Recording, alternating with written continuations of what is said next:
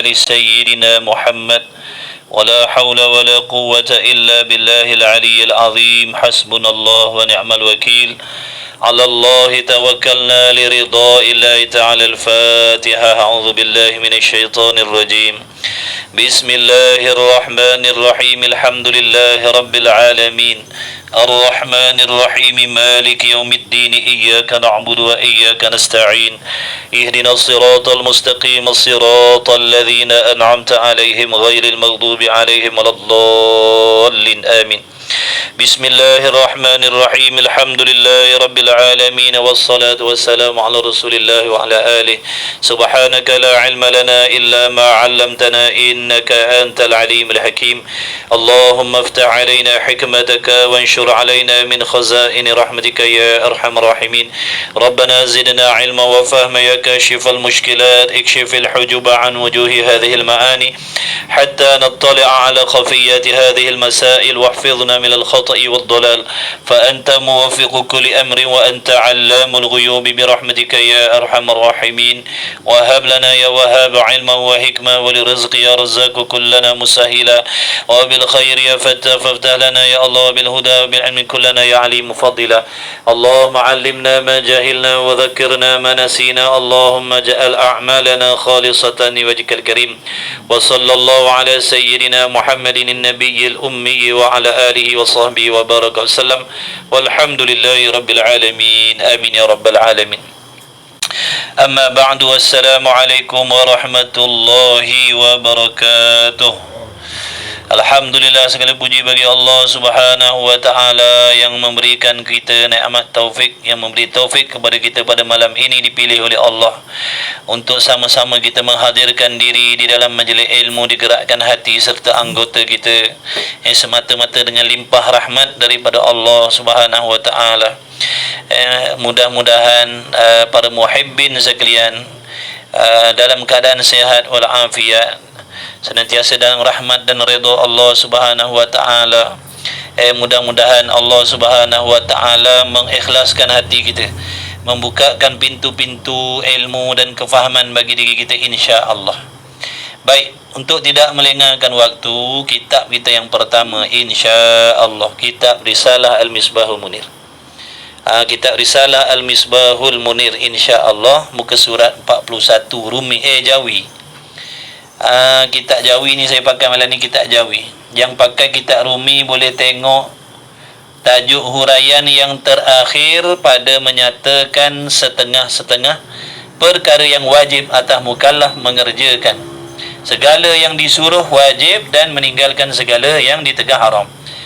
Kita dalam tajuk tu, tapi dah jauh sikit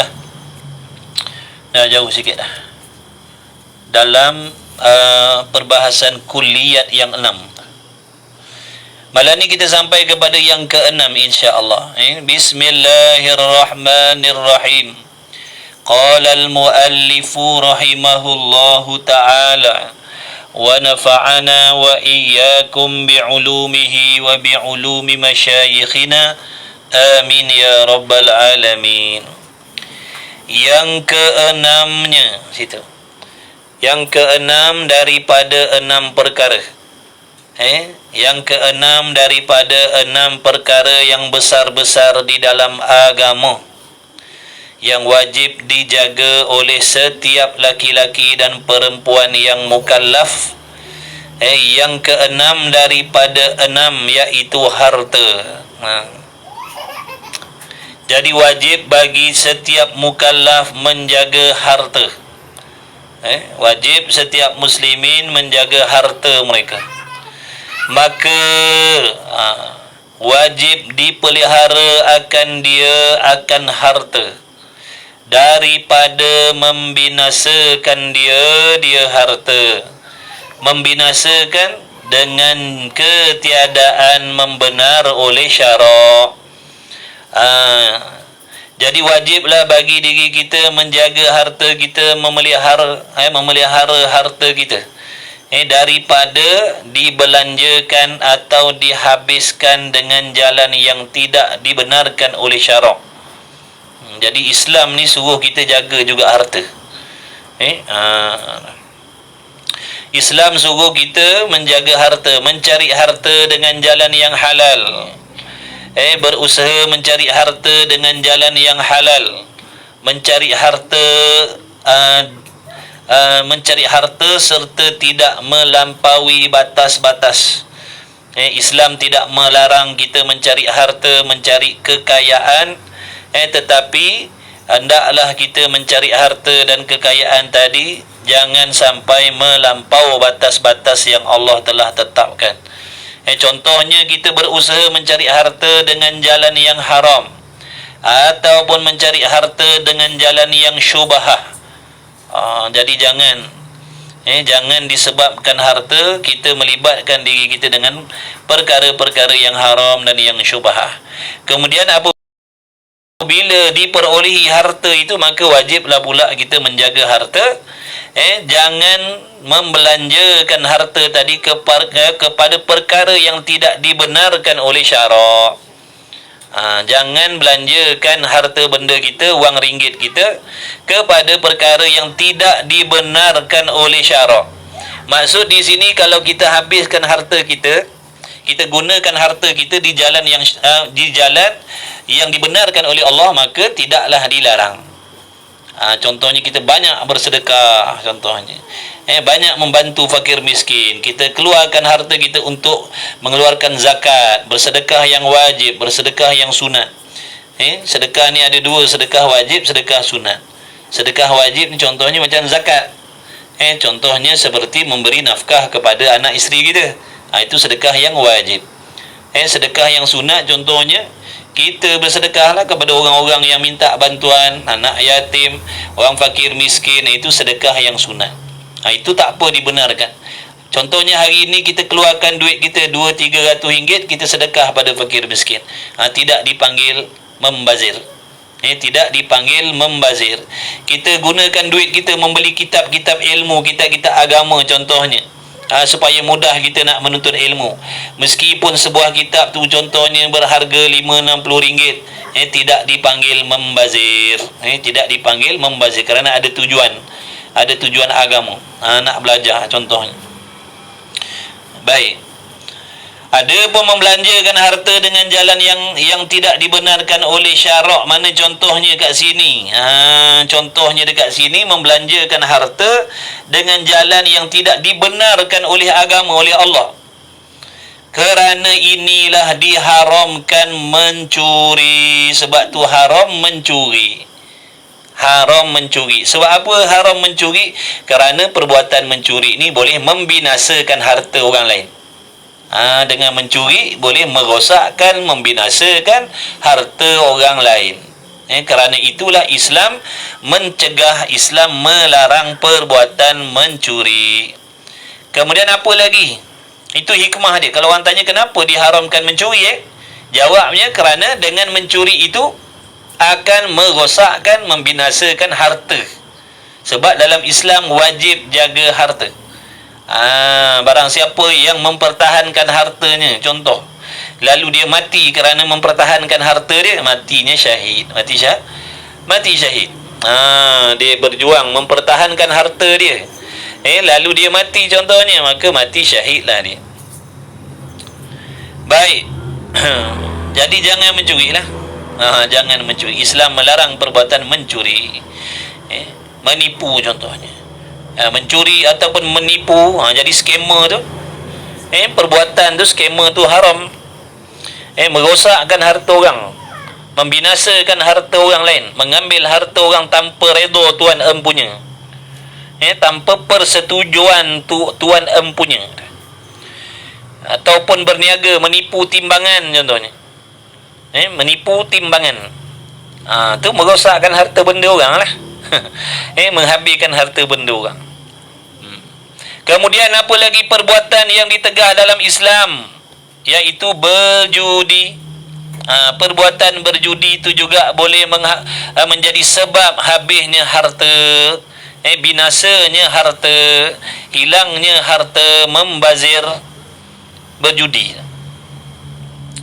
sama ada berjudi daftar, berjudi tak daftar, sama je.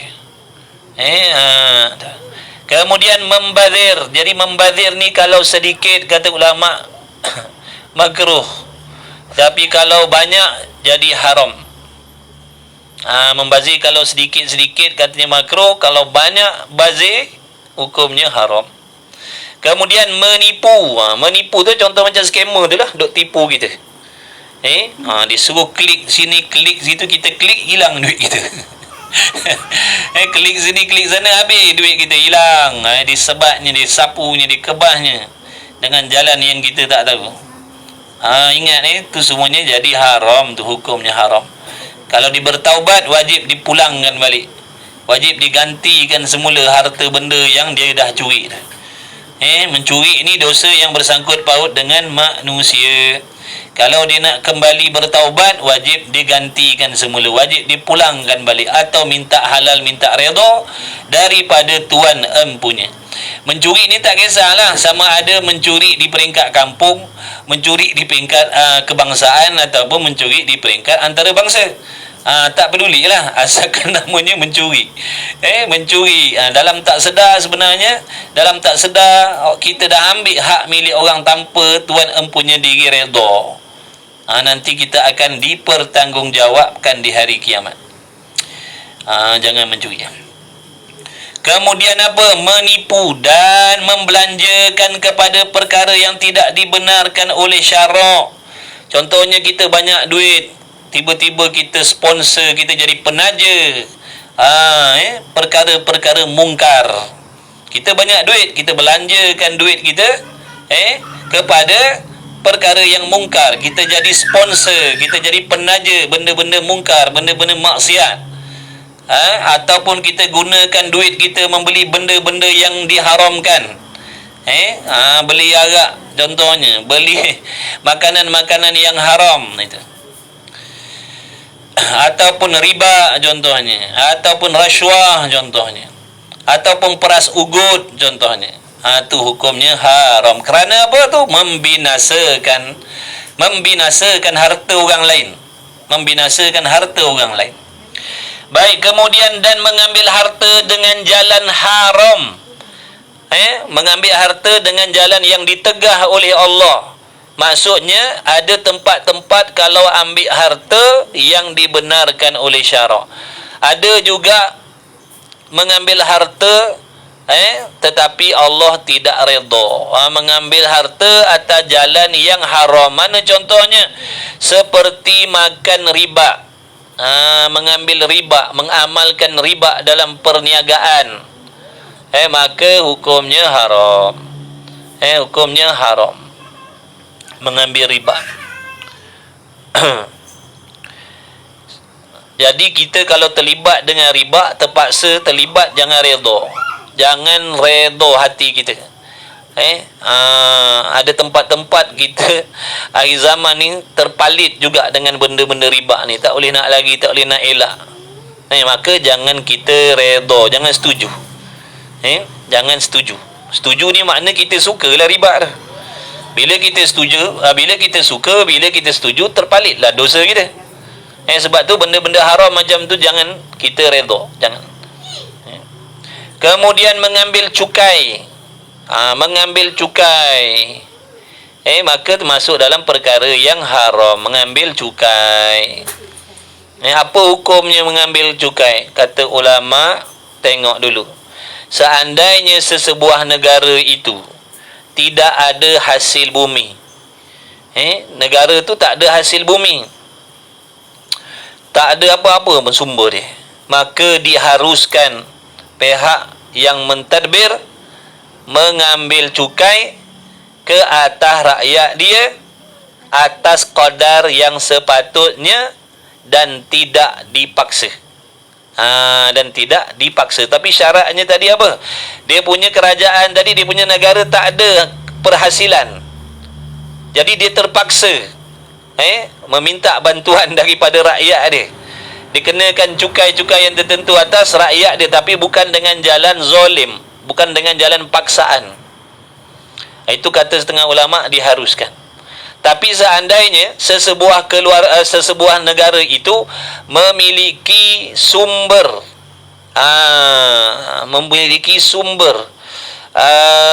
daripada muka bumi dia. Ada getah, ada sawit, ada petroleum, ada biji timah, ada emas, ada padi, ada macam-macam sumber lah. Tiba-tiba dia meminta juga kepada rakyat dia membayar cukai. Bahkan minta dengan jalan paksaan pula, kalau tak bayar nanti kalau tak bayar nanti disekat, contohnya tak boleh nak meneruskan usaha kita, contohnya diugut dengan begini dan begitu, maka kata ulama hukumnya haram. Nampak tak? Jadi kita tengoklah negara kita macam mana. Banyak tak banyak tak sumber-sumber muka bumi kita hanya tapi apabila duit negara tadi tu dah dibelanjakan kepada benda-benda yang tidak sepatutnya, kemudian terpaksa minta rakyat pula dah membantu kerajaan untuk membayar cukai-cukai untuk nak menampung ekonomi negara. Padahal negara kita banyak Allahumma salli ala sayyidina Muhammad, perhasilan muka buminya banyak, petroleumnya, getahnya, sawitnya, begini dan begitu. Itu kata ulama lah. Maknanya boleh minta kalau seandainya kerajaan tu, negara tu memang tak ada sumber muka bumi, tak ada. Boleh minta rakyat dia, tapi bukan dengan jalan zolim. Ada pun kerajaan, ada pun negara yang ada sumber muka bumi, perhasilan muka bumi, tak boleh minta. Itu salah guna orang panggil, membazir. Dibelanjakan duit kepada benda yang tidak penting. Kemudian dipaksa rakyat menampung pula dah. Itu hukumnya haram kata ulama. Wallahu a'lam. Begitulah. Ni cerita pasal hukum ni. Tak kisahlah negara mana pun, tak pedulilah negara mana-mana yang mengamalkan cukai, mengenakan cukai pada rakyatnya, padahal dia banyak sumber pendapatan, muka buminya banyak sumber-sumber yang boleh mendatangkan hasil di dalam negara, tetapi oleh kerana pembaziran ataupun rasuah dan sebagainya, maka dibebankan pula kepada rakyat untuk menanggung hutang-hutang dan sebagainya. Jadi kalau kita kena bayarlah, terpaksa bayar dengan hati yang tidak redha. Jangan redha. Jangan redha sebab cukai ini haram. Kalau kita bayar, jangan bayar dalam keadaan redha. Bayar dalam keadaan aku tak redha, aku terpaksa, aku dizolimi. Kalau aku tak bayar, aku tak boleh nak cari makan. Kalau aku tak bayar, aku tak boleh nak niaga. Kalau aku tak bayar, aku tak boleh nak mencari kehidupan dan sebagainya. Jangan redha pula. Wallahu a'lam. Kemudian apa lagi? Makan suap. Rasuah lah tu. Rasuah berleluasa. Habis dah. Dan sebagainya daripada pengambilan yang haram. Banyak lagi dah. Habislah dia. Itulah dia 6 perkara yang dinamakan dia kulliyat yang 6. Daripada yang pertama dulu, apa yang pertama dulu? Wajib menjaga agama. Itu nombor 1. Ada 6 perkara besar di dalam syariat ni yang mesti dijaga oleh tiap-tiap laki-laki dan perempuan yang mukallaf, yang muslim. Yang pertamanya agama. Jadi daripada pihak tertinggi, daripada raja contohnya, ketua-ketua menteri, YB, datuk-datuk, datin-datin, orang yang berkuasa, ketua imam-imam, penghulu-penghulu, wajib menjaga agama yang ada di dalam dirinya, agama di dalam institusi keluarga dan masyarakat. Wajib jaga agama. Jangan merosakkan agama dan jangan keluar daripada agama Islam. Jangan merosakkan agama. Selain daripada agama dulu, apa lagi? Selain daripada agama, apa? Keturunan. Sebab itu Islam melarang perzinaan, kerana dengan perzinaan itu merosakkan nasab. Apa lagi? Maruah. Kemudian nyawa, betul? Harta. Apa lagi? Akal. Akal, wajib menjaga akal kita. Jangan dirosakkan akal kita. Contohnya dengan mengambil, memakan sesuatu benda yang boleh menghilangkan kewarasan akal. Sebab tu minum arak itu hukumnya haram, kerana menjadi asbab rosaknya akal fikiran kita. Kemudian dadah, ganja, morfin dan sebagainya itu dikiaskan dengan arak tu. Pada pihak sama-sama boleh menghilangkan akal fikiran. Jadi setiap orang kena jaga 6 perkara tadi. Kulliyat yang 6 tu. Tengok baliklah. Yang ada kitab boleh tengok balik apa 6 benda tu. Apa 6 perkara yang besar-besar dalam agama yang mesti kita kena jaga. Apa nak tu? Masya Allah.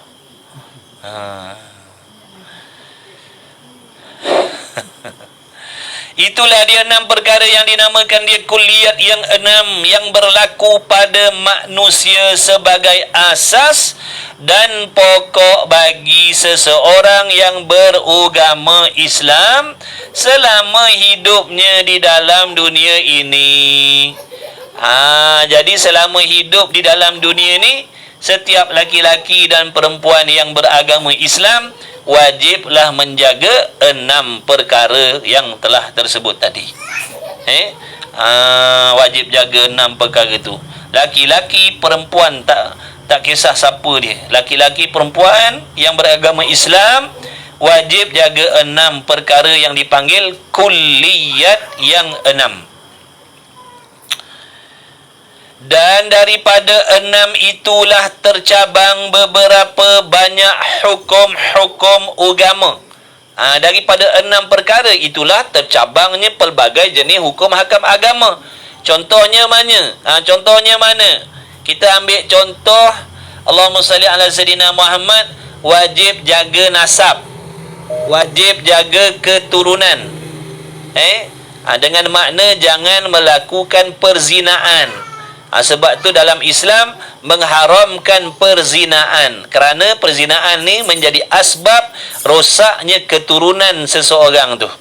Daripada titik barisnya halal, bersih, nanti ada berlaku pula ataupun terbitnya, timbulnya dalam keturunannya yang tidak sah, zuriat yang tidak sah taraf, contohnya asbab daripada perbuatan zina. Kemudian terbit daripada tu pula hukum apa? Haram bergaul bebas di antara laki-laki dan perempuan. Keluar hukum lagi apa? Haram mendedahkan aurat. Keluar apa lagi hukum? Haram berkhalwat. Jadi macam-macam itu terbit daripada situ, terbit macam-macam hukum. Terbit macam-macam hukum yang lain. Punca dia 6 perkara ni lah. Puncanya habis bateri kot.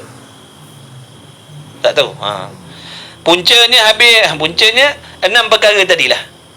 Kiaskan yang lain.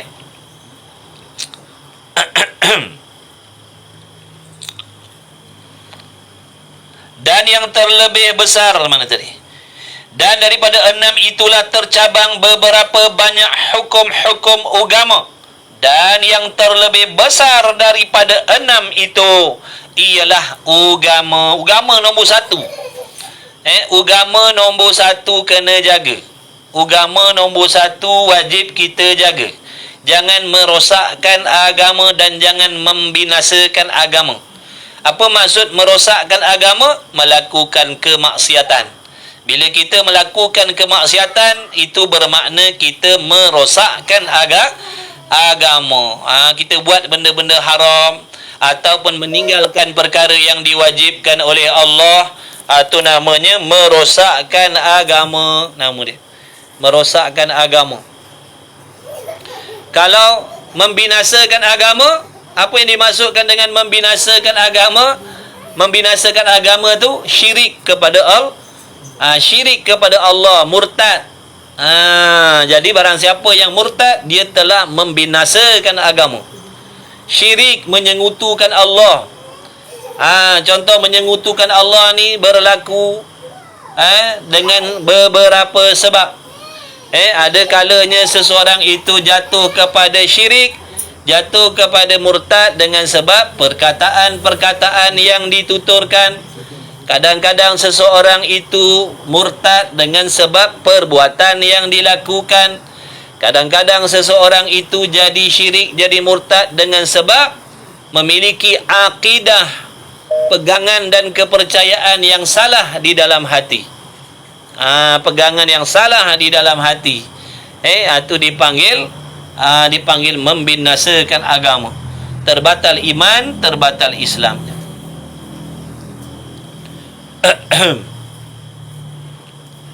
Dan sebesar-besar barang yang boleh jadi rosak agama itu ialah riddah.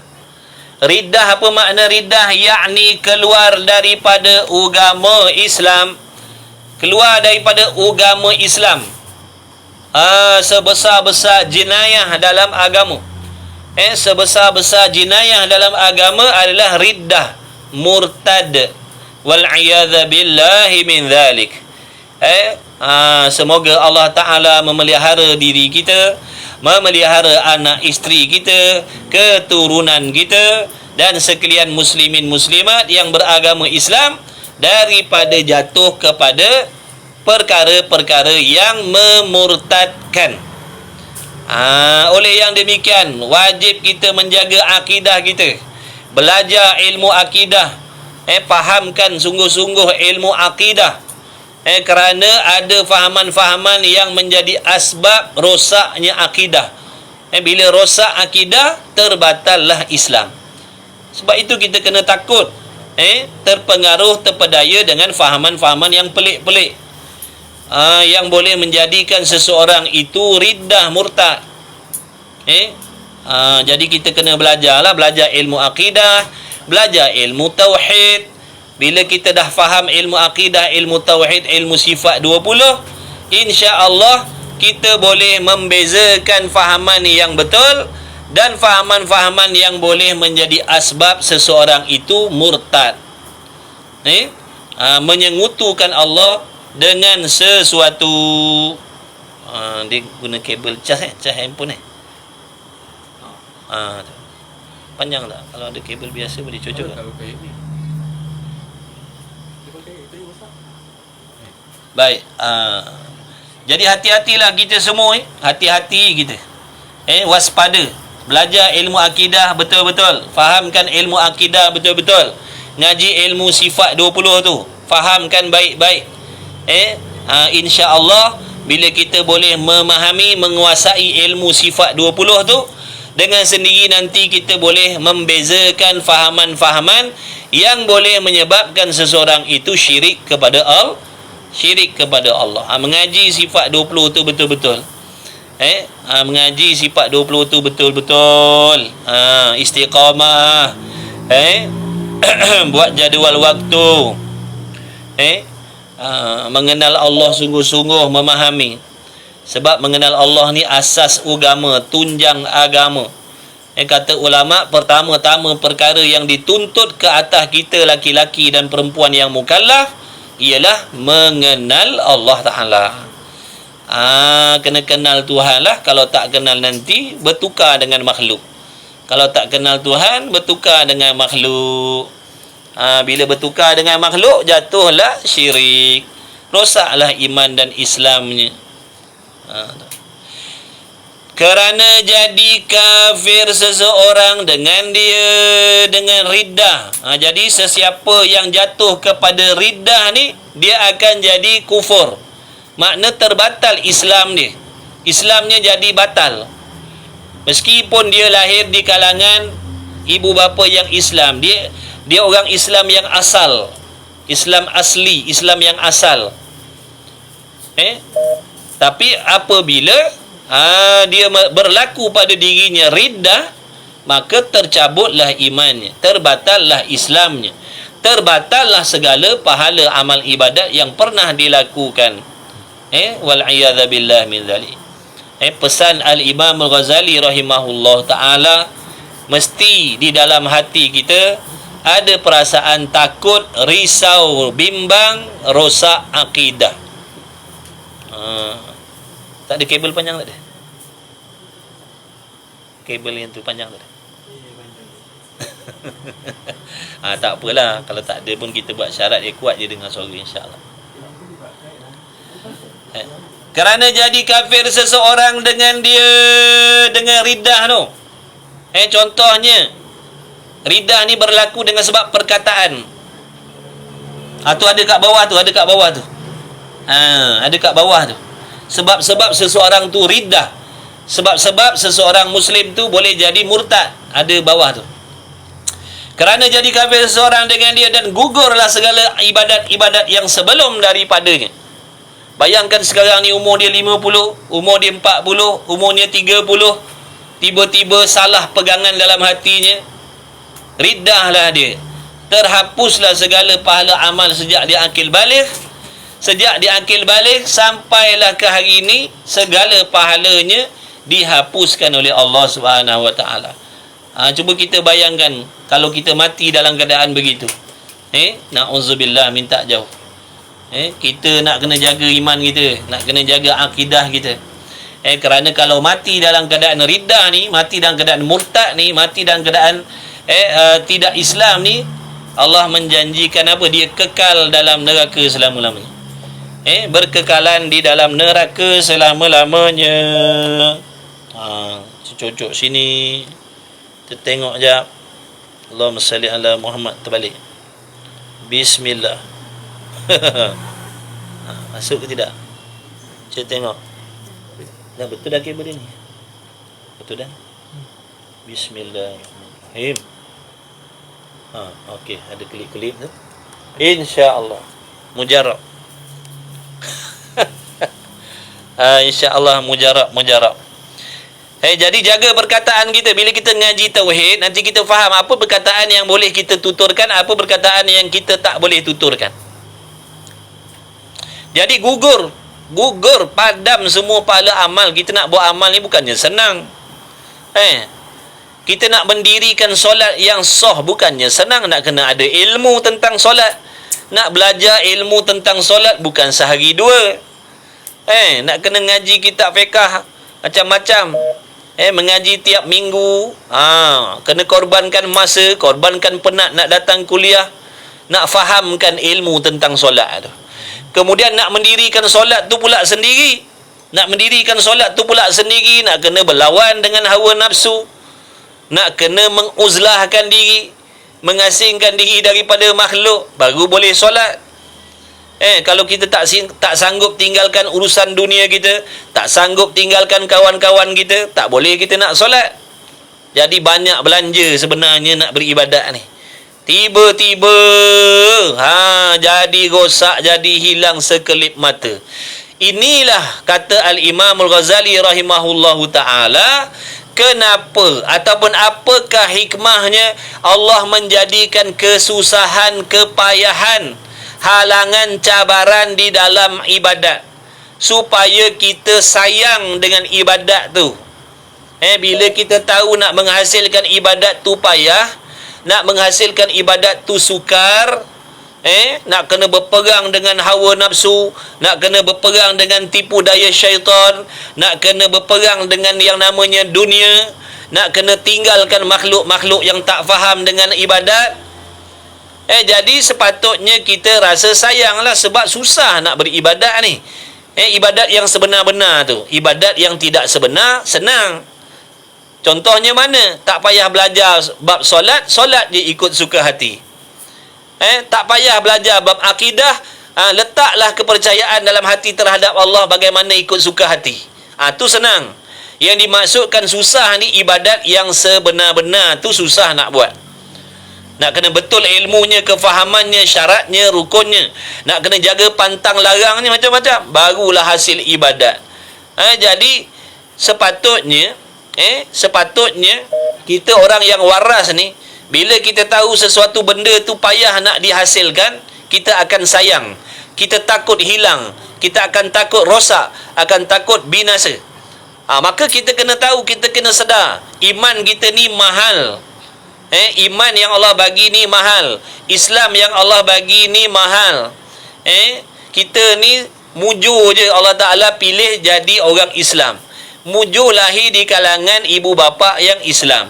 Seandainya kita semua ni lahir di kalangan ibu bapa yang bukan Islam, belum tentu kita mendapat hidayah daripada Allah untuk memeluk agama Islam. Walaupun kita orang nombor satu paling kaya dalam dunia sekalipun, tak boleh nak beli nikmat iman, tak boleh nak beli nikmat Islam.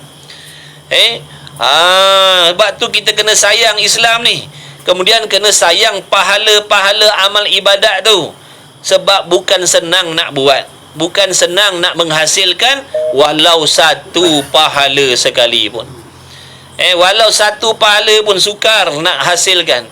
Jadi sepatutnya kita takut berlaku pada diri kita perkara-perkara yang menjadi sebab terhapusnya segala pahala amal ibadat kita.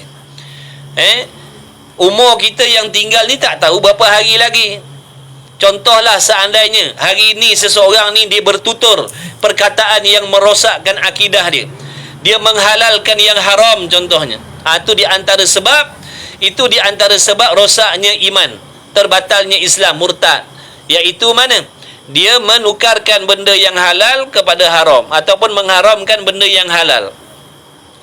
Contohnya dia kata solat tu tak wajib, solat fardu 5 waktu tak wajib, mengaji fardu ain tidak wajib, berpuasa Ramadan tidak wajib, menutup aurat tidak wajib, kata dia. Maka murtadlah dia, riddahlah dia, hapuslah segala pahala amal ibadatnya. Seandainya dia mati, habislah dia.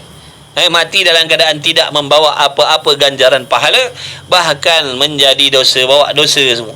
Bahkan matinya kufur, matinya murtad, matinya syirik. Kalau dia sempat bertaubat sekalipun, bersyahadah sekalipun, tidak akan dipulangkan kembali oleh Allah segala pahala amal ibadat dia. Dia kena buka buku amalan yang baru. Padahal umur tak tahu berapa hari lagi tinggal. Jadi kita kena takut. Kena takut sekarang ni macam-macam fahaman yang datang dalam negara kita ni, yang kalau tak betul-betul boleh merosakkan akidah. Kita kena belajar sungguh-sungguh mengenal akidah, memahami perihal akidah betul-betul. Baik. Dan barang yang membawa kepada jadi murtad itu 3 perkara. Dan barang yang membawa kepada jadi murtad itu 3 perkara. Jadi kita kena hati dengan 3 benda ni. Laki-laki, perempuan kena hati-hati dengan 3 perkara ni. Kita kena tahu 3 perkara ni penyebab seseorang itu riddah, syirik, murtad, terbatal Islam dia. Pertama, i'tiqad yang salah. Diletak nombor 1 ni. I'tiqad yang salah ni lah yang paling bahaya sekali. Kenapa paling bahaya? Kerana terbatalnya Islam seseorang itu tidak diketahui. Pahaman-pahaman yang lain tu, i'tiqad, mujassimah dan sebagainya. Nampak tak? Sebab itulah kita kena belajar ilmu i'tiqad, ilmu akidah. Baru kita tahu akidah yang sebenar bagaimana, akidah yang sesatnya bagaimana.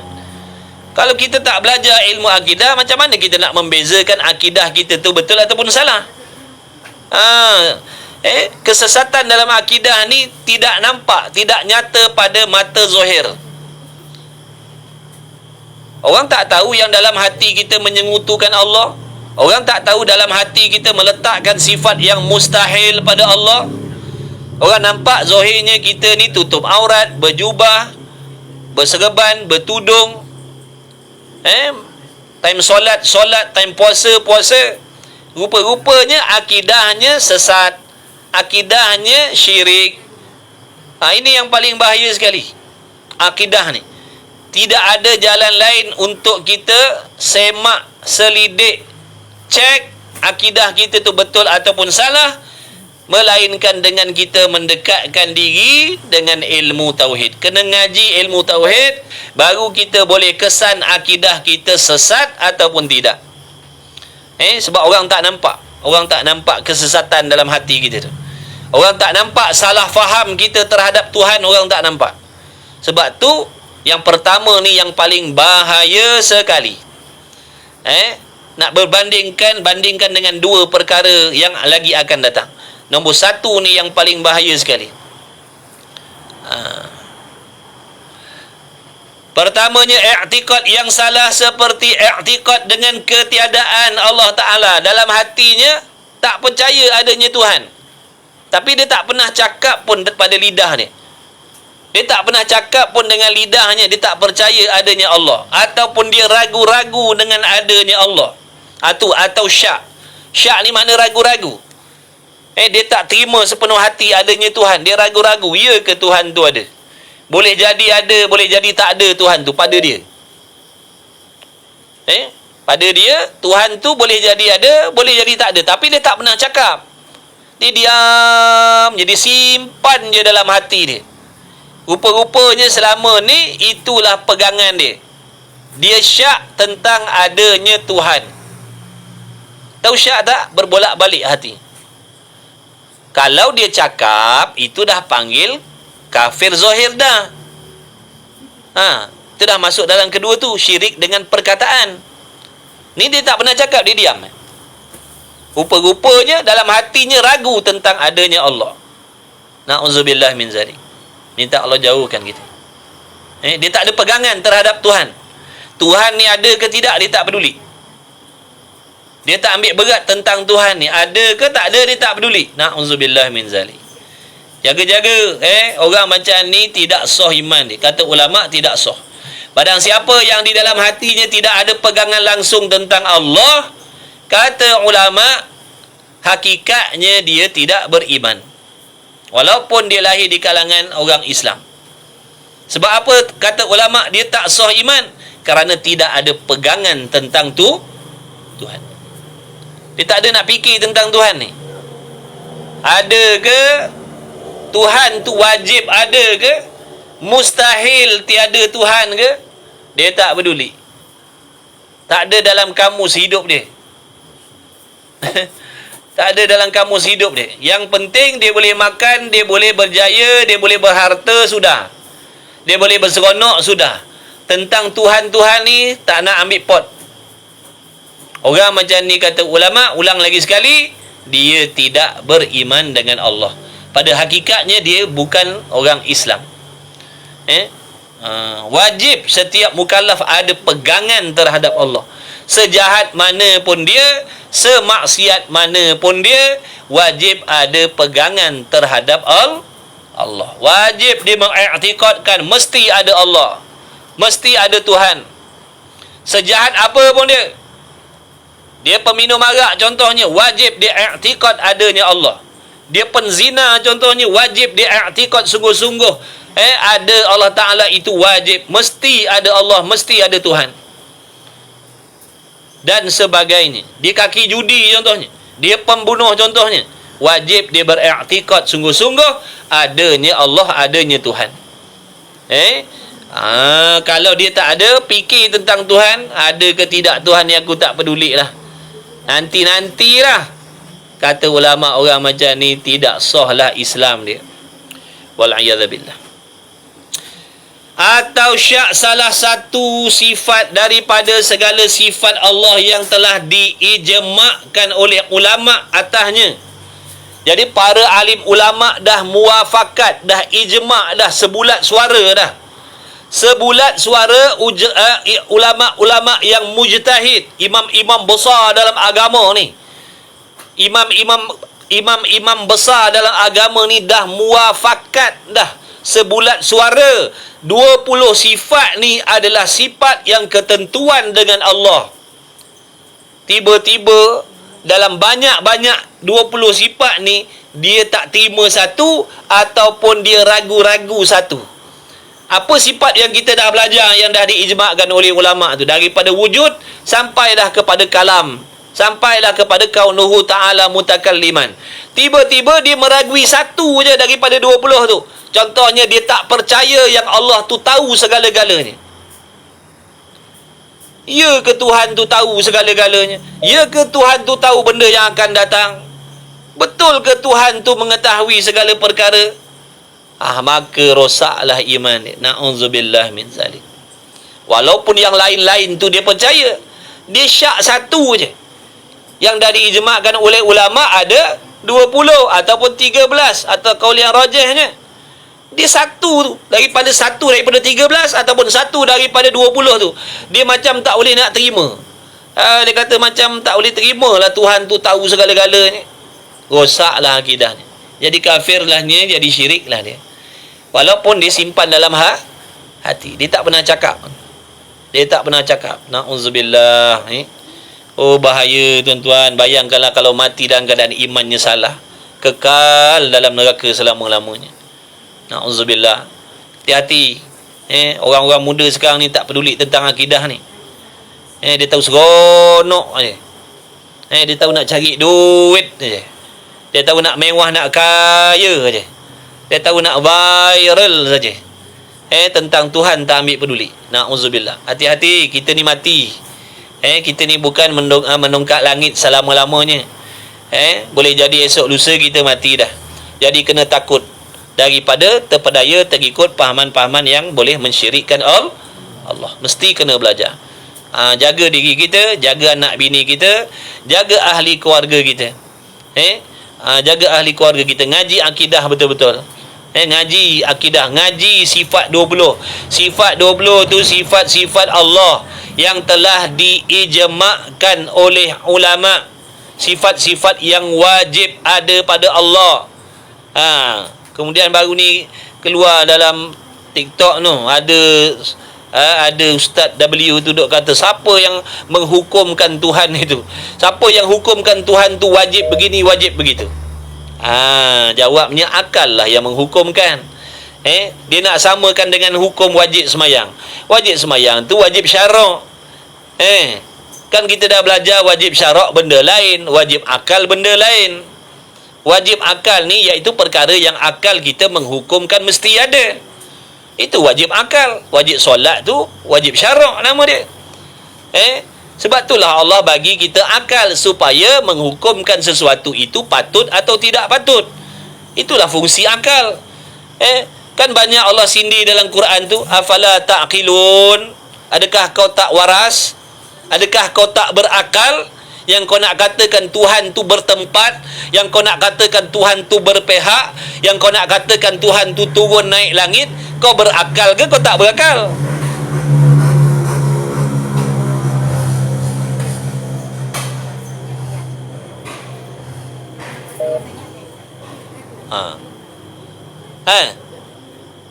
Sebab tu Allah bagi kita ni akal supaya menggunakan akal memahami Al-Quran dan hadis tu.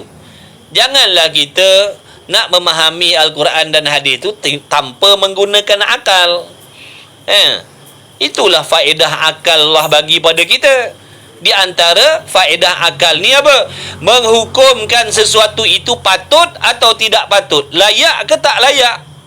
Contohnya, patut ke tidak akal kita mengatakan yang Tuhan tu tak tahu? Patut ke tidak? Sebagai Tuhan yang dikatakan maha sempurna, maha kuasa, tiba-tiba lemah.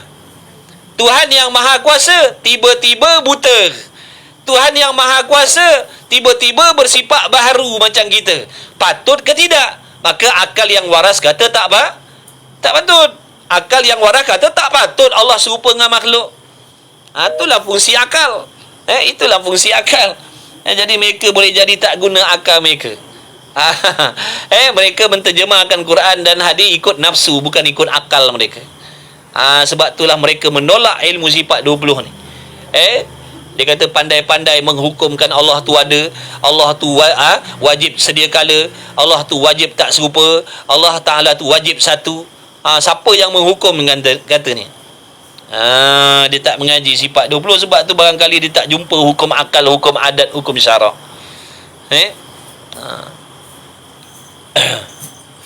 Ngaji sahabat, nanti kita disesatkan. Kita tak boleh nak salahkan orang kalau kita syirik.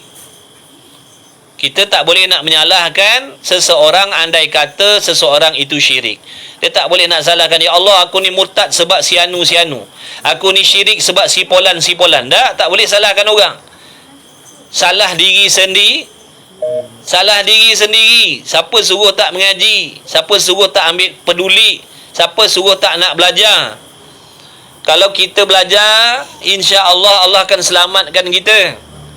Tapi kita sombong, tak nak mengaji, berasa ilmu akidah ni tak penting. Jadi akibat daripada kesombongan kita tu makan diri sendirilah. Makan diri sendiri. Sekarang memang tak nampak rugi. Nanti nak balik akhirat, nak mati besok baru nampak betapa ruginya kalau tidak ada akidah yang betul dalam hati. Sekarang ni kita megah, kita sombong, kita berasa hebat, kita berasa tak peduli, kita berasa kuat dengan tak belajar ilmu akidah ni, kita berasa kita akan boleh selamat balik akhirat. Kita rasakan tak belajar sifat 20 ni aku akan selamat balik akhirat tu, selamat masuk dalam liang lahat tu, selamat waktu sakaratul maut tu. Sebab tu kita tak nak pedulikan belajar ilmu sifat 20 ni. Pada kita tak ada kepentingan pun dalam kehidupan kita. Jaga baik-baik. Jaga baik-baik, jangan sombong. Jangan sombong. Kena belajar siapa pun. Tak kira tua muda. Sifat 20 ni fardu ain. Sifat 20 ni fardu ain. Siapa yang tak belajar lagi, tak faham lagi apa sifat yang wajib, yang mustahil, yang harus pada Allah, wajib belajar. Kalau tak belajar, berdosa. Tu dia. Habis. Atau syak pada adanya, atau syak salah satu sifat daripada segala sifat yang Allah ijma'kan. Sifat Allah yang diijma'kan ulama atasnya seperti wahdaniyah dan lain-lainnya. Dia syak, ya ke Tuhan tu satu? Betul ke Tuhan tu satu? Betul ke tak ada Tuhan yang lain? Dia syak, dia ragu-ragu, maka rosaklah akidahnya. Maknanya zahirnya dia Islam, hakikatnya dia kafir. Zahirnya Islam, hakikatnya dia tidak beriman dengan Allah. Dia kafir pada hakikatnya. Kalau dia mati, tak sempat nak bertaubat, kufurlah dia. Kekallah dalam neraka selama-lamanya mengikut janji Allah. Wallahu a'lam. Disambunglah. Disambung lagi. Satu kitab lagi. Kitab penawar bagi hati pula. Penawar bagi hati pula. Muka surat 41 tanda molek insya-Allah. Satu kitab lagi. Kitab penawar bagi hati pula. Muka surat 123. Yang ada kitab boleh buka kitab penawar bagi hati pula. Ni ilmu tasawuf juga. Salah satu cabang daripada ilmu fardu ain. Tadi tauhid, ini tasawuf pula. Kedua-dua ilmu ni fardu ain. Kalau tak belajar, dosa. Qad aflaha man zakkaha. Sesungguhnya berjayalah orang yang membersihkannya, membersihkan hati tadi, daripada sebarang sifat yang dibenci oleh Allah Ta'ala. Macam mana nak bersihkan hati? Kena belajar ilmu tasawuf. Kena belajar ilmu tasawuf. Ilmu tasawuf ni peranan dia nak membersihkan hati daripada sifat-sifat yang dibenci oleh Allah Ta'ala. Jadi wajib belajar ilmu tasawuf ni. Jadi jangan jadi golongan Wahabi itu duk tolak tasawuf. Wahabi kata ilmu tasawuf ni ilmu yang tak elok, kata dia. Sebab itulah hatinya tak elok. Sebab dia tak belajar ilmu ni. Sebab tu dia tak ada adab, dia tak ada akhlak. Mencela ulama dulu-dulu, merendah-rendahkan ulama dulu-dulu, menyesatkan orang tak tentu pasal, mengkafirkan orang tak tentu pasal, membida'ah dolalahkan orang tak tentu pasal. Sebab apa? Tak ada tasawuf. Dia tak ada tasawuf dalam hati dia. Jadi kita wajib belajar ilmu tasawuf supaya dapat kita membersihkan hati daripada penyakit-penyakit yang dibenci oleh Allah. Di antara lain peranan sifat ilmu tasawuf ni nak mengeluarkan dunia daripada hati kita. Nak mengeluarkan kecintaan dunia di dalam hati kita tu, supaya bertukar cintakan akhirat. Itu peranan ilmu tasawuf ni. Dalam hati kita ni penuh dengan cinta dunia. Jumpa ke tak jumpa? Boleh jumpa tak? 49. Jadi bab yang ketujuh pada menyatakan kasih akan dunia. Sedang molek tajuk dia, baru sebut tadi. Kasihkan dunia, cintakan dunia dalam hati kita. Takut tak makan, takut tak kaya, takut orang tak pandang, takut orang tak hormat. Tu semua dunia lah tu. Cintakan dunia. Takut tak viral. Takut tak popular. Takut orang kata, takut kawan-kawan pejabat kata, takut ke orang. Sampai kita nak beribadat pun mikir banyak kali. Sebab memikirkan orang. Takut orang kata begini, takut orang kata begitu. Padahal kita nak beribadat kepada Allah ni. Padahal kita nak taat pada suami ni. Padahal nak taat pada mak ayah ni. Nanti kalau aku taat dengan mak ayah apa pula kata kawan-kawan. Kalau aku taat cakap suami apa pula kata kawan-kawan. Besok kawan-kawan tolong jawab dalam kubur kita. Dunia Allahu Akbar. Jadi peranan ilmu tasawuf ni, peranan dia apa? Nak menyucikan hati kita daripada cintakan dunia. Bila cintakan dunia ni, habislah, terlepaslah akhirat. Tak adalah dalam hati kita akhirat. Ni peranan ilmu tasawuf ni, kena ngaji sungguh-sungguh tasawuf ni.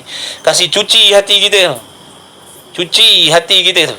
Kasihkan kemegahan, kasihkan kebanggaan, kasihkan penghormatan, kasihkan kemegahan, kasihkan puji-pujian. Takut dicela oleh makhluk. Takut orang cela kita. Tapi tak takut dicela oleh Allah. Allah cela kita tak risau, kita tak bimbang, kita tak takut. Tapi kita sangat takut kalau orang cela kita. Takut kalau orang kata tak elok atas diri kita, kita takut. Tapi kalau Allah kata tak elok atas diri kita, kita tak peduli. Padahal 1000 orang ataupun berjuta orang kata tak elok atas diri kita, tidak akan mendatangkan walau satu dosa pun.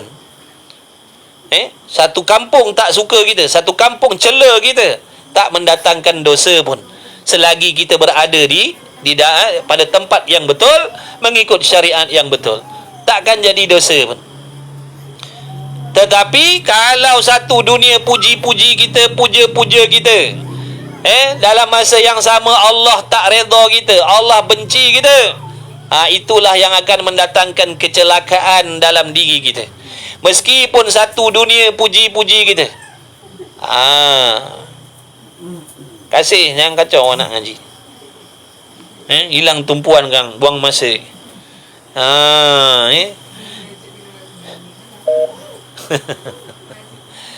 tu lukis tu. Lukis.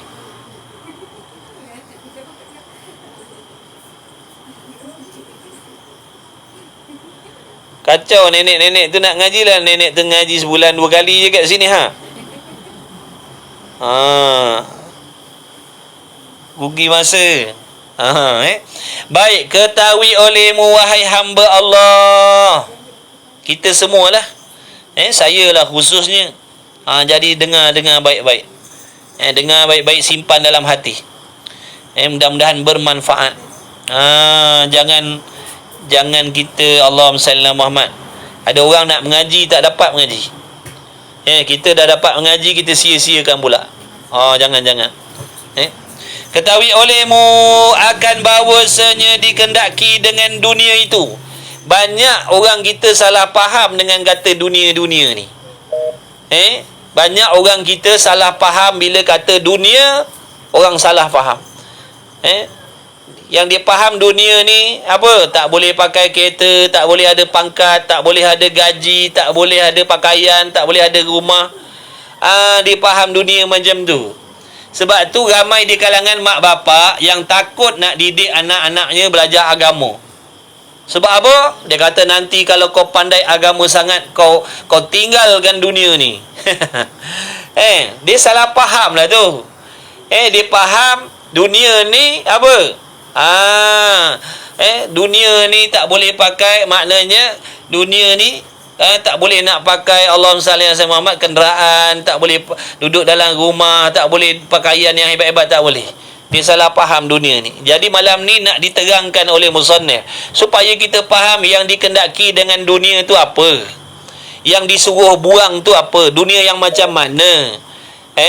Yang dikatakan suruh buang tu dunia yang macam mana, yang disuruh buang, yang disuruh jauhkan. Dengar baik-baik. Ketahui olehmu bahawanya yang dikendaki dengan dunia itu tiap-tiap barang yang di atas muka bumi daripada segala yang diingini, yakni oleh hawa nafsu. Maknanya dia dah masuk keinginan nafsu.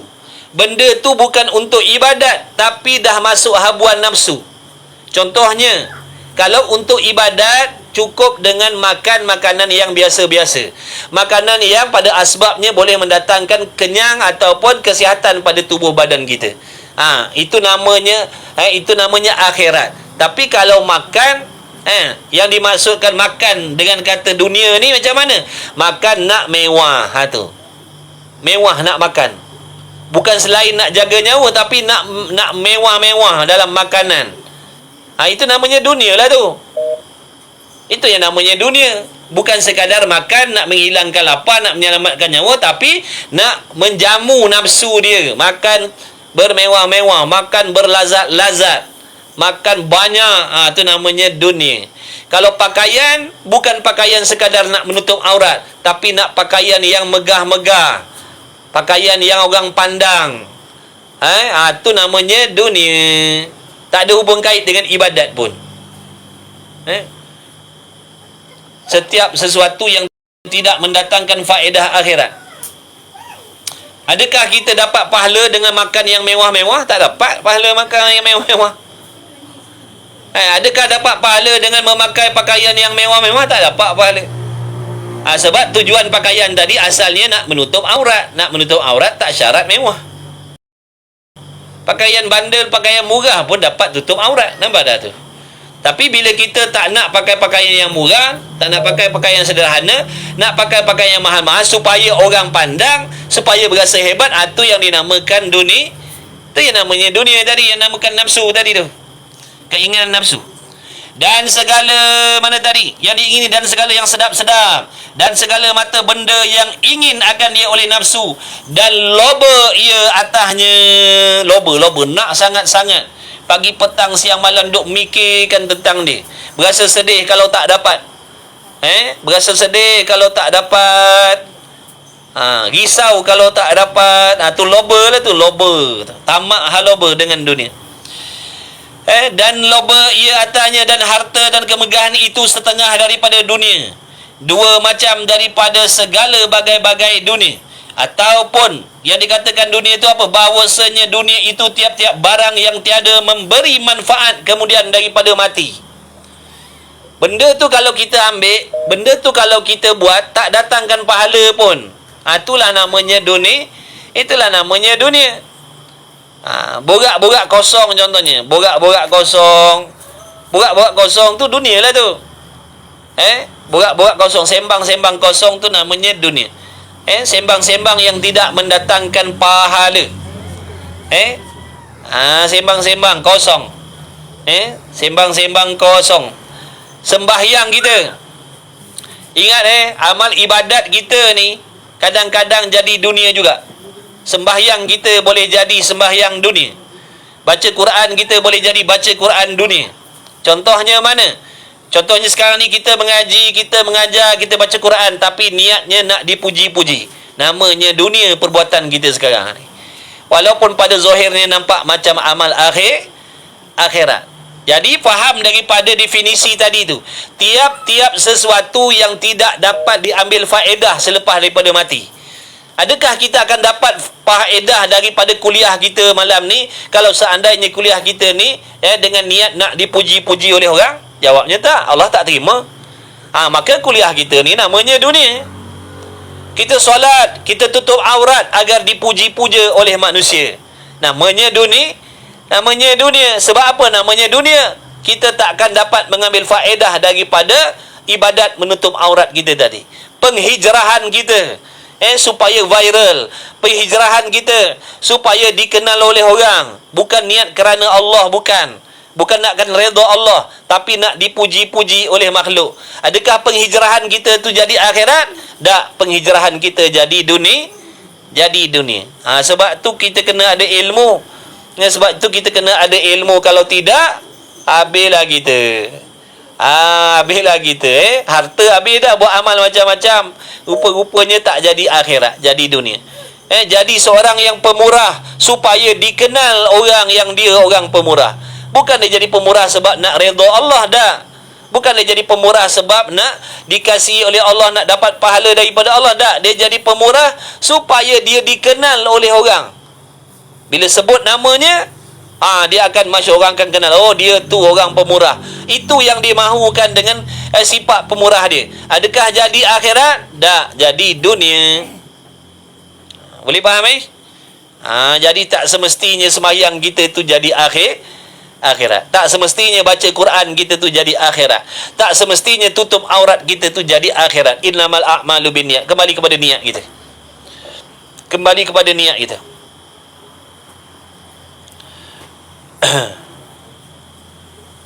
Baik. Atau bahawasanya dunia itu tiap-tiap barang yang tiada memberi manfaat kemudian daripada mati. Kita ada suami. Suami kita tu tak mendekatkan diri kita kepada Allah. Suami kita tu namanya dunia. Suami kita tu namanya dunia. Sebab apa? Kita tak dapat mengambil faedah akhirat pun daripada suami kita. Kita ada isteri, tapi isteri kita menjauhkan kita daripada Allah Ta'ala. Kita payah nak beribadat kepada Allah. Maka namanya dunia tadi. Anak-anak tak peduli agama, tak peduli solat, tak ada kebaikan, tak ada kebajikan. Namanya dunia. Namanya dunia. Nampak tak tu? Jadi faham erti dunia tu baik-baik. Faham erti dunia tu baik-baik. Kita ada kenderaan kita tak menolong ibadat pun. Kita ada kenderaan tapi tak menolong kita nak mendekatkan diri dengan Allah. Bahkan kita jadi leka dengan Allah sebab kenderaan kita. Pangkat jawatan kita tak menolong pun kita mendekatkan diri dengan Allah. Kemewahan hidup kita tak menolong pun kita mendekatkan diri dengan Allah. Makin kaya makin tinggal jauh. Makin kaya makin lupakan Allah. Makin kaya makin payah nak beribadat. Makin kaya makin payah nak solat. Makin mewah makin susah nak tutup aurat. Semua tu namanya dunia. Tapi kalau asbab kekayaan dia dekat dengan Allah, asbab kemewahan dia dekat dengan akhirat, seronok dengan ibadat, mudah dia nak beribadat dengan sebab kekayaan dia, sebab harta pangkat jawatan dia, maka harta pangkat jawatan kemewahan dia tadi dipanggil jadi akhirat lah. Jadi akhirat lah. Sebab apa? Dengan pangkat tadi dia mudah nak dekat diri dengan Allah. Dengan harta benda dia makin dekat dengan Allah. Itulah namanya dunia tadi. Kalau sesuatu tu menolong ibadat, jadi asbab kita boleh beribadat, namanya akhirat. Kalau apa yang kita miliki tu menjadi asbab kita jauh dengan Allah, namanya dunia. Namanya dunia. Jadi tak salah berharta, tapi pastikan harta-harta tu menolong kita mendekatkan diri dengan Allah, barulah jadi akhirat. Jutawan sekalipun. Tengok macam sahabat radhiyallahu taala anhum. Ada di kalangan mereka yang kaya-raya, tapi harta bendanya jadi akhirat. Nampak tak? Dia tak sombong dengan harta bendanya. Dia bantu perjuangan Nabi sallallahu alaihi wasallam. Dia bantu orang fakir miskin. Dia bantu anak yatim dengan hatinya yang ikhlas. Maka jadi akhirat, meskipun dia pembesar, meskipun dia kaya-raya. Dan akhirat tu apa pula? Tiap-tiap yang memberi manfaat kemudian daripada mati, sekalipun dah habis bateri. Tak apa. Dah nak habis dah ni. Dah nak habis dah kuliah. Dah nak habis dah ni. Sedang molek dah tu. Dia bagi isyarat, suruh berhenti dah. Dan akhirat itu tiap-tiap yang memberi manfaat kemudian daripada mati. Apa saja yang memberi manfaat selepas kita mati, namanya akhirat. Kita ada duit. Dengan duit tadi, kita panggil tok guru datang mengajar ke rumah kita tiap-tiap minggu contohnya. Duit tadi namanya akhirat. Dengan adanya pangkat tadi, kita gunakan pangkat kita untuk menegakkan agama Allah contohnya. Maka pangkat kita namanya akhirat. Dengan adanya kenderaan mewah kita contoh, kita gunakan kenderaan mewah kita untuk apa? Untuk nak pergi belajar jauh-jauh pun senang. Hujan panas pun boleh pergi cari ilmu. Hujan panas pun boleh pergi apa? Pergi sembahyang.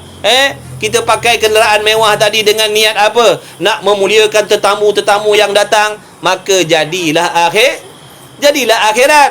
Jadi kalau nak buat rumah, niat nak buat rumah ni di antaranya apa? Nak memuliakan tetamu yang datang. Bukan nak megah-megah. Sebab tu ada ulama-ulama rumahnya mewah, tapi bukan sebab apa? Nak memuliakan tetamu, supaya tetamu selesa. Nak meraihkan tetamu yang datang, baru jadi akhirat. Tapi kalau buat rumah besar-besar, mewah-mewah, tujuan nak bangga, supaya orang pandang, orang bercakap, itu namanya dunia lah jadi. Innamal a'malu binniyat.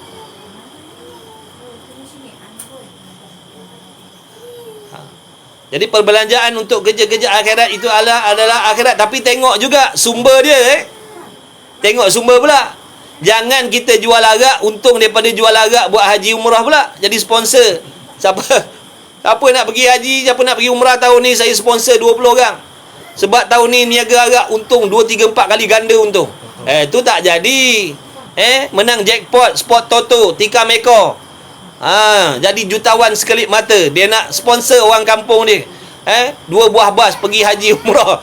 Itu tak jadi akhirat tu. Jadi dunia. Nampak tak tu? Dia pergi berlabur saham dekat Paya Mengkuang tu. Musim-musim hujan ni, banyak produk. Untung dia lipat kali ganda. Jual khinzir. Tiba-tiba dia sedekah anak yatim. Tak jadi akhirat tu. Niat tidak menghalalkan cara. Ingat tu, niat tak menghalalkan cara. Na'udzubillah min zalik.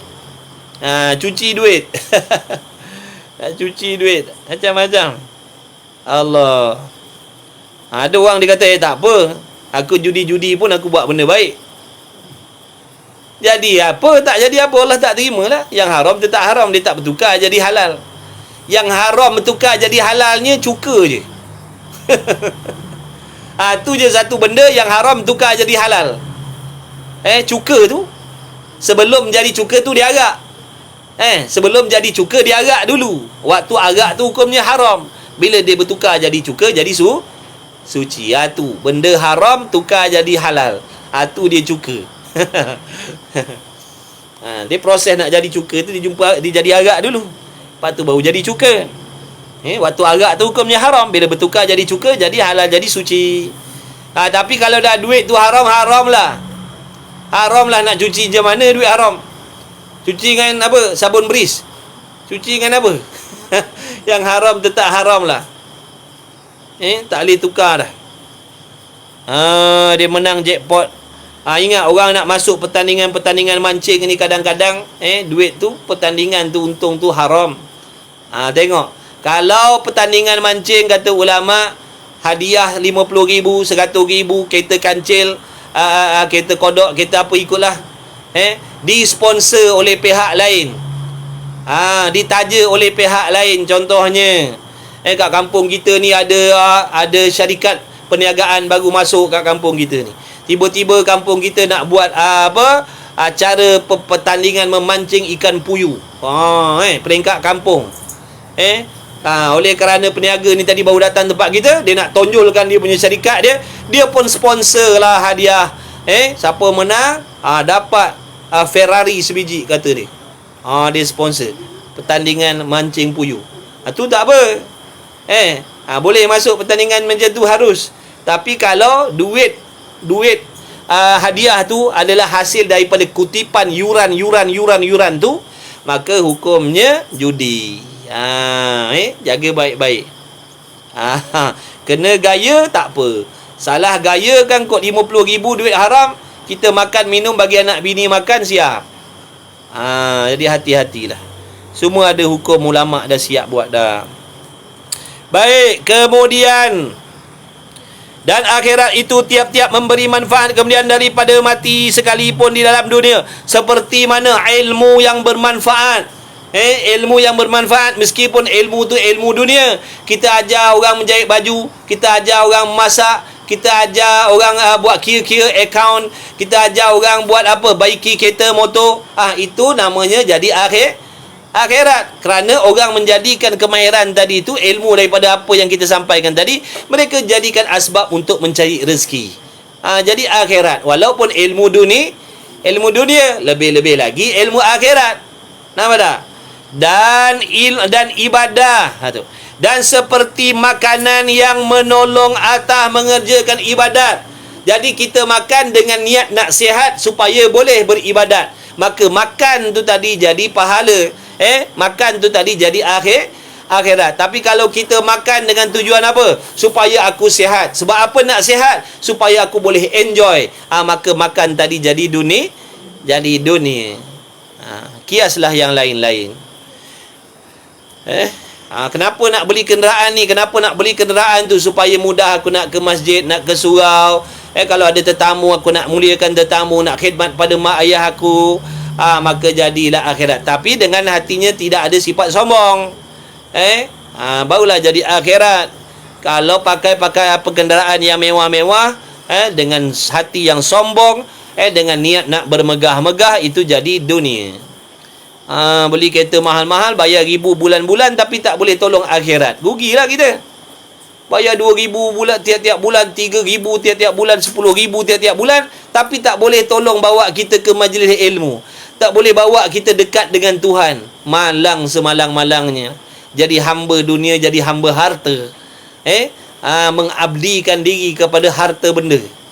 Sepatutnya harta benda tadi diperintah oleh kita. Ni tak, kita diperintah oleh harta benda tadi. Bila kita miliki dia, kita tak boleh nak dekat dengan Tuhan. Dulu tak boleh dekat dengan Tuhan sebab habis masa nak cari dia. Bila dah dapat, kita kena jaga dia pula. Pun tak dapat dekat dengan Tuhan juga. Ini malang, na'udzubillah min zalik. Habis-habis hina lah macam ni. Habis waktu cari dunia. Bila dah dapat, kita jadi hamba dia. Malang sangat-sangat. Bayar ribu-ribu bulan-bulan, tapi tak boleh tolong bawa kita pergi kuliah. Sepatutnya gunakanlah. Dah bayar ribu-ribu tu, tolong bawa aku ni pergi masjid, bawa aku ni pergi kuliah jauh-jauh pun tak apa. Dah kereta mewah, kereta selesa, kereta laju, pergi kuliah jauh-jauh pun tak apa. Baru jadi akhirat tu. Dengar ulama' datang, kita volunteer, mari nak muliakan orang-orang soleh. Tak apa, ini dah sombong. Jadi kembalilah kepada niat kita. Innamal a'malu bin niat. Salah niat jadi dunia, betul niat jadi akhirat. Tapi ingat, niat tidak menghalalkan cara tu kena jaga. Dia nak buat konsert amal, joget campur laki perempuan, nak konsert amal. Itu bukan konsert amal tu, itu konsert maksiat. Jangan kita nak menghalalkan cara tadi dengan niat. Malam ni saya nak buat pesta muda-mudi.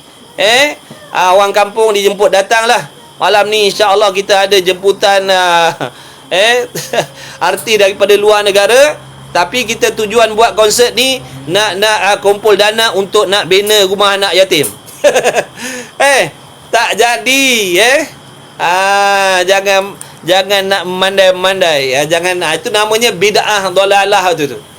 Itu baru kata bid'ah yang sesat lagi menyesatkan tu.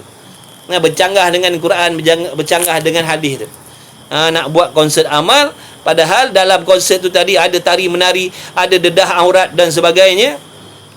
Campur laki perempuan, berjoget sini berjoget sana, dengan tujuan nak buat kutipan amal. Dia tak jadi amal tu.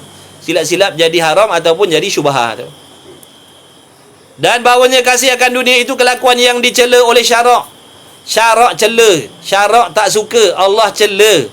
Orang yang kasih akan dunia ni Allah cela, meskipun dia orang solat, meskipun dia alim ulama, banyak ilmu agama, banyak ibadat, tapi dalam hatinya kasihkan dunia, Allah cela dia. Meskipun dia banyak ilmu, banyak amal. Apatah lagi yang tak ada ilmu, tak ada amal. Yang ada ilmu amal pun, yang banyak ilmu banyak amal pun, tapi kasih kepada dunia, dicela oleh Allah. Dia nak jadi ulama' sebab nak dipuji-puji. Itu namanya ulama' dunia lah tu.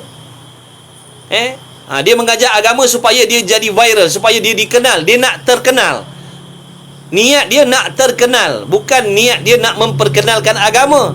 Niat dia nak dia tu dikenal. Maka jadilah ustaz dunia, jadilah ulama' dunia namanya. Na'udzubillah. Dan adalah ia kasihkan dunia ni kepala yakni punca bagi segala kesalahan. Apabila dalam hati kita kasihkan dunia, cintakan dunia, itulah jadi asbab, jadi punca akan terbitlah dalam diri kita ni pelbagai bunyi dah. Yelah. Tu. Sisi moshi dia cakap. Nak habis dah, dia baru nyala balik. Tak apa. Jadi asbab akan terbitlah diri kita ni terdedah kepada pelbagai jenis kecelaan. Punca ni apa tadi? Kasihkan dunia. Apa contohnya? Habis masa. Kita habiskan masa muda kita sampai tua, berusaha pagi, petang, siang, malam nak mencari kemewahan supaya nak megah-megah, nak seronok-seronok, nak bangga-bangga, nak orang pandang, nak orang hormat. Sampai kita tak ada waktu nak dekatkan diri dengan Allah. Sampai kita pun tak ambil peduli, tak faham tentang agama kita sendiri. Sebab apa? Masa kita dah habis kita gunakan untuk tujuan dunia tadi. Itulah yang dikatakan tadi, punca kepala bagi segala kesalahan. Dah habis bateri balik. Punca segala kesalahan. Kasihkan dunia. Kita sanggup bazirkan masa kita sebab nak menjamu nafsu, nak ikutkan kehendak nafsu. Akhirnya tak ada masa untuk ibadat, tak ada masa untuk akhirat. Terlepas akhirat. Telah berfirman Allah Subhanahu wa taala, fa amma man tagha wa athara al-hayata ad-dunya fa innal jahima hiyal ma'wa. Maka ada pun mereka yang melampaui akan yang harus kepada yang haram. Asalnya mencari dunia tu harus, tapi dia melampau kepada yang haram. Apa maksud melampau yang haram? Satunya, dia dah ambil benda-benda haram. Dia dah melibatkan dirinya dengan benda-benda haram dengan niat nak mendapatkan dunia tadi. Riba, rasuah, ugutan, rasuah lah. Itu cakap Arabnya. Melayu kata rasuah. Arabnya rasuah. Nampak tak tu? Jadi Allahumma salli ala Sayyidina Muhammad, dengan tujuan apa tadi tu? Maknanya dia dah mengambil dunia, dah melampau batas. Ataupun masuk dalam erti kata melampau batas ni tadi, dia berusaha dengan usaha yang halal. Dia meniaga, dia menoreh, dia berkebun. Tapi jadi asbab dia tak solat. Jadi asbab leka dengan kebun dia, leka dengan perniagaannya, tak menuntut ilmu agama yang fardu ain. Dia tinggalkan majlis ilmu fardu ain sebab leka dengan usaha dia yang halal tadi. Itu masuk melampau batas tadi. Dia kerja kerajaan ke, dia kerja swasta ke, meskipun halal, tapi kalau menjadi asbab hilang waktu solat, hilang waktu menuntut fardu ain, itu yang dimaksudkan apa tadi? Dia dah melampau kepada yang haram, dah masuk sempadan haram dah. Dan memilih ia akan hidup dunia dengan mengikut keinginan yang diharamkan. Dia lebih memilihkan kesenangan dunia, dia lebih mengutamakan kesenangan dunia. Dia tidak inginkan kesenangan akhirat. Dia tak pandang kesenangan akhirat. Yang dia nak kesenangan yang segera. Dia nak kemegahan yang segera. Dia nak kekayaan yang segera. Dia nak keselamatan yang segera. Adapun keselamatan, kebahagiaan, kekayaan yang kekal di hari kiamat, dia tak mahu. Sehabis-habis tidak berakal lah orang macam ni. Kalau diberi pilihan, kau nak senang sementara ke kau nak serang kekal? Kau nak senang kekal? Dia kata aku lebih suka senang sementara. Aku tak suka senang berkekalan. Itu namanya tidak waras. Kau nak kaya yang kekal ke kau nak kaya sementara? Aku lebih suka kaya yang sementara daripada kaya yang kekal. Aku lebih suka bahagia yang sekejap daripada bahagia selama-lamanya. Ini orang tak cerdik lah. Kalau dia waras, dah tentulah yang berkekalan itu lagi dia nak, daripada yang bersifat sementara. Sebab tu Allah Ta'ala sindir dalam Quran, afala taqilun, afala taqilun. Adakah kau tak berakal? Adakah kau tak waras? Kau pilih pula dunia daripada akhirat pula. Kau lebih nakkan dunia daripada akhirat. Adakah kau tak berakal? Tak waras ke? Orang nak bagi lama dengan sekejap, nak pilih yang sekejap. Tak nak ambil yang lama. Senang sekejap dengan senang lama, nak pilih senang sekejap. Berakal ke tak berakal? Waras ke tidak? Nak kata gila tak gila? Nak kata gila tak gila? Pandai pula mengira, pandai pula membaca, boleh pula beza yang bersih dengan yang kotor. Tak ada pula duk makan-makan dalam makanan tong sampah tu. Elok je makannya. Tapi lebih rela kesenangan dunia meninggalkan kesenangan akhirat. Tu Allah tanya. Sebab tu Allah sindir, adakah kau tak berakal?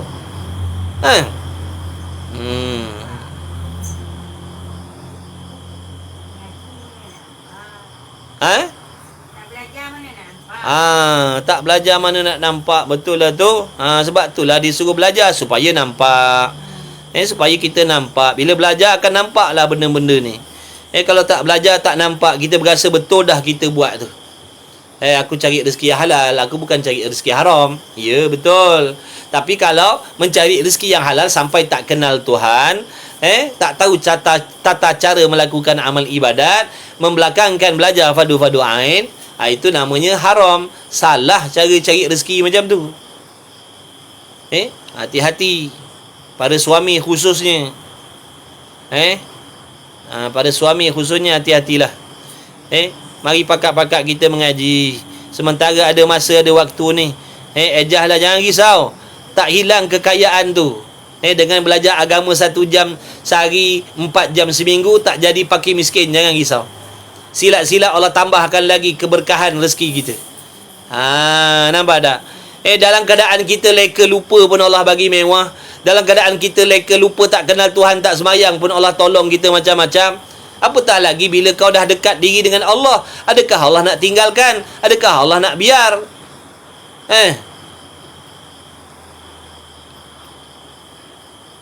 Dan memilih ia akan hidup dunia. Ada kata, biarlah kat dunia ni, biarlah aku senang, biarlah aku kaya, biarlah aku selamat, biarlah anak bini aku duduk dalam kemewahan yang sementara kat dunia ni. Di hari kiamat besok kena bakar, tak apalah. Itulah ibarat dia. Dia memilih kesenangan dunia. Jadi cerdik ke tak cerdik? Cerdik ke tak cerdik? Waras ke tak waras?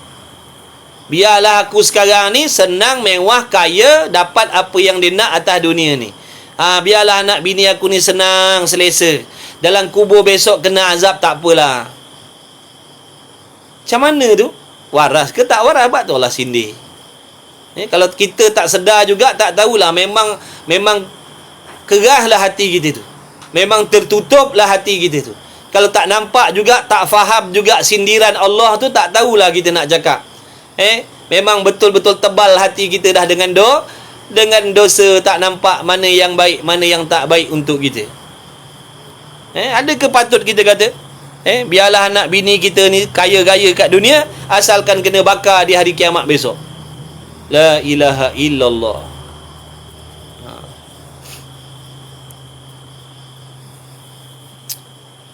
Habis. Mudah-mudahan Allah bagi kesedaran kepada kita semua. Masa dah tak banyak dah. Dunia dah akhir zaman dah. Carilah harta tapi jangan melampau batas. Carilah harta tapi jangan melampau batas. Jangan sampai tak kenal Tuhan. Kita tak lama nak kembali kepada Tuhan dah. Tak lama lagi nanti kita akan disoal tentang solat, tentang puasa, tentang iman, tentang Tuhan. Macam mana kita nak jawab? Kalau waktu dunia ni kita tak ambil tahu, sibuk dengan hal-hal dunia, risau tak kaya, risau tak makan, risau tak mewah, risau orang tak pandang. Tapi kita tak pernah risau kalau amal kita Allah tak terima. Tak pernah risau kalau mati dalam keadaan tak beriman. Tak risau kalau matinya sakaratul maut, tak dapat pertolongan Allah. Tak risau kalau hari kiamat besok tak dapat syafaat Nabi. Kita tak risau pun tentang benda-benda macam tu. Yang kita risau tentang benda-benda dunia ni. Itulah tadi, risau tak masyhur, risau orang tak pandang, risau orang kata macam-macam, risau tak mewah. Itu yang kita risaukan, susah hati kita pagi, petang, siang, malam. Susah hati tentang dunia. Kalau susah hati tentang amal, itu terpuji. Risau sebab solat tak khusyuk. Risau sebab solat selalu tertinggal. Risau sebab tak boleh berjamaah. Risau tak faham lagi masalah akidah. Risau lidah tak berhenti mengumpat. Risau hati suka berdengki. Risau suka cari dosa maksiat orang. Risau selalu sekodeng hal-hal orang lain. Patut itu yang kita risaukan. Ini dah, kita tak risau pun tentang benda tu. Maka mudah-mudahan Allah bagi taufik kita. Sementara ada umur tak tahu berapa hari lagi tinggal ni. Boleh jadi esok, lusa, minggu ni nyawa kita diambil oleh Allah. Oleh Allah kita tak tahu. Harus. Jangan kita yakin kita boleh hidup sampai tahun depan. Tak ada orang boleh jamin. Jangan kata tahun depan. Besok subuh pun belum tentu kita boleh jumpa lagi. Sebab tu Nabi pesan kita ingatkan mati. Ingat mati banyak-banyak. Ingat mati itu boleh membersihkan hati. Ingat mati itu boleh mendekatkan kita kepada amal. Ingatkan mati itu boleh mendekatkan kita kepada Tuhan. Ingatkan mati terkejut itu boleh mendekatkan kita kepada ibadat, kepada akhirat. Tapi kalau kita ingatkan dunia, kita semakin jauh, semakin leka dengan Allah. Semakin lupa tanggungjawab. Semakin lupa apa yang akan ditanya oleh Allah dalam liang lahat besok. Tu. Allahumma salli ala Sayyidina Muhammad. Dengan mengikut keinginan yang diharamkan, maka bahawasanya api neraka Jahannam itulah tempat kediamannya. Itulah tempat yang selayaknya. Bagi siapa tadi? Bagi orang yang melampaui batasan di dalam dunia ni, sehingga melibatkan dirinya dalam benda-benda yang haram dan memilih kehidupan dunia daripada kehidupan akhirat. Allah Ta'ala kata, orang yang jenis macam ni, ini janji Allah ni. Ini janji Allah. Nama dia hukum aradi. Janji Allah. Allah janji apa? Allah janji bagi orang yang melibatkan diri dengan benda-benda haram, orang yang melibatkan diri dengan apa tadi tu, mengikut keinginan hawa nafsu, memilih kehidupan dunia, kesenangan dunia, dan meninggalkan, melepaskan kesenangan akhirat. Allah Ta'ala kata orang ni akan apa? Bahawasanya api neraka Jahannam itulah tempat kediamannya. Itulah tempat pulangnya besok di hari kiamat, duduk dalam neraka Jahannam. Na'udzubillah min zalik. Siapa yang janji ni? Allah. Bukan kita menghukum dah. Ini hukum Tuhan. Tuhan duk sebut macam tu. Allah duk sebut macam tu. Mustahil Allah mungkir Allah janji yang baik pun Allah bagi. Allah janji yang tak baik pun Allah bagi juga. Jadi hati-hati kita semua. Waspada, gunakan akal kita sebaik-baik mungkin. Jangan disebabkan dunia ini kita terlepas kesenangan akhirat yang kekal selama-lamanya. Bawa bersabar. Bawa bersabar, jangan terlalu ikut manusia. Jangan terlalu ikut manusia, kerana manusia ni macam-macam jenis. Ada yang kasihkan dunia, ada yang tak cintakan akhirat, macam-macam lagi. Jadi jangan ikutkan manusia, ikut perintah Allah. Apa yang Allah suruh kita usaha buat, apa yang Allah larang kita usaha tinggalkan. Bersungguh menuntut ilmu. Jangan tinggalkan diri kita daripada majlis ilmu, khususnya ilmu-ilmu fardu ain, kerana daripada ilmu fardu ain itulah kita akan mendapat petunjuk-petunjuk daripada Allah Subhanahu taala yang nak memperbetulkan langkah kaki kita nak kembali kepada Allah. Jadi alhamdulillah, syukur kehadirat Allah Subhanahu wa taala yang memilih kita pada malam ni boleh duduk dalam majlis ilmu. Mudah-mudahan nikmat ini dikekalkan oleh Allah ke atas diri kita sampai kita mati. Mudah-mudahan anak bini kita, keturunan kita, kawan-kawan kita senantiasa dipilih oleh Allah duduk dalam majlis ilmu. Mudah-mudahan kita sentiasa mendapat petunjuk, pedoman daripada Allah, bimbingan daripada Allah Subhanahu wa taala. Insya-Allah mudah-mudahan antum semua senantiasa diberi kesihatan, keafiatan yang penuh berkah oleh Allah, diluaskan rezeki yang halal untuk memudahkan urusan-urusan amal ibadat kita, bayar hutang dan sebagainya. Mudah-mudahan Allah lahirkan di kalangan kita anak-anak yang soleh, yang solehah, yang berjaya dunia dan akhirat, yang bertakwa, yang terselamat daripada terpesona, terpedaya, terikut dengan fahaman-fahaman yang boleh merosakkan akidah kita. Insya-Allah, mudah-mudahan Allah mengabulkan segala doa, segala hajat, impian yang tersurat, yang tersirat, yang ada dalam hati kita sesungguhnya telah diketahui oleh Allah. Mudah-mudahan Allah permudahkan. Seandainya benda tu baik untuk kita, mudah-mudahan Allah permudahkan. Seandainya benda tu tidak baik untuk kita, mudah-mudahan dijauhkan oleh Allah Subhanahu wa taala. Amin ya rabbal alamin. Insya-Allah jumpa lagi lah Jumpa lagi 2 minggu akan datang, insya-Allah. Habis dah lah. Bateri pun dah habis. Bateri kita pun dah nak habis. Bismillahirrahmanirrahim. Alhamdulillahirabbil alamin wassalatu wassalamu ala Rasulillah. Allahumma rabbana fa'na bima 'allamtana rabbana 'allimna alladhi ma yanfa'una rabbana faqih ahlana wa qarabati lana fi dinina ma ahli qudri untha wa dhakar wa sallallahu ala sayyidina Muhammadin nabiyil ummi wa ala alihi wa sahbihi wa baraka wa sallam walhamdulillahirabbil alamin. Taqabbalallahu minni wa minkum minna wa minkum taqabbal ya karim. Umat ke salam.